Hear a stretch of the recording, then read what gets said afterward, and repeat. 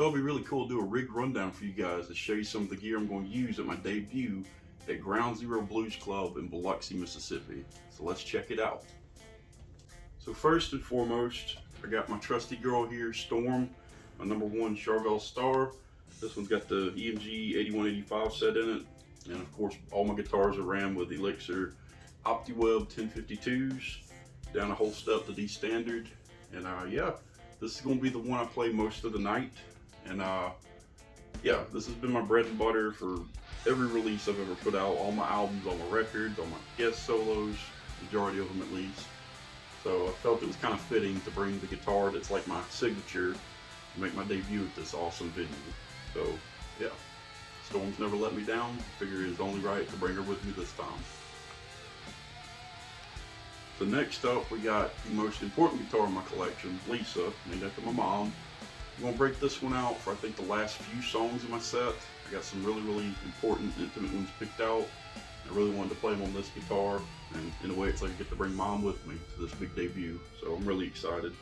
This one has the EMG 5766 set in it, and I don't know, I feel like they just breathe a little bit better and they're not as raw sounding as the 8185s, and it'd be kind of perfect for this guitar. Playing some more softer stuff helps me really bring those songs, the licks in them out a lot better. So yeah, there you have it. As far as my pedal board, I only have like 4 pedals, technically 5 on there because I usually have a foot switch for the amp I'm using. I got my noise suppressor, my tuner pedal, a pitch shifter, and of course my trusty Zach Wild Wah. In reality, I'm probably just going to use my pedal board to make sure I'm in tune and we'll be playing with other people. So yeah, basically everything you hear tone-wise is going straight into my amp. No effects really. So yeah, as far as my pedal board, it's pretty straightforward. Amp-wise, I'm going to be running the Blackstar H220 Mark III with a matching cab. I've really been pushing this amp at my last few shows and gigs, and when I say pushing, I'm talking outdoors. We didn't have the means to mic it up, so I had to crank it. I've been putting it through stress tests, if you will, and this amp still sounds absolutely fantastic. And every time I had to push it, it definitely delivered. It sounded great. And to this day, I'm still kind of in shock because it's a 20-watt head, and I'm used to having 100 watts, like a half stack behind me. This thing still blows me away.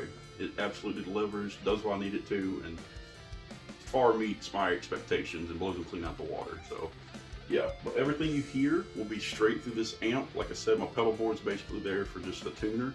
So all the tone is coming straight for this amp head right here. So a new little addition to my live rig for my solo stuff, I'm going to be running a tablet for a change. Usually I have my laptop to run my backing tracks. I'm trying to like downsize, make it a little bit easier getting my stuff on and off stage.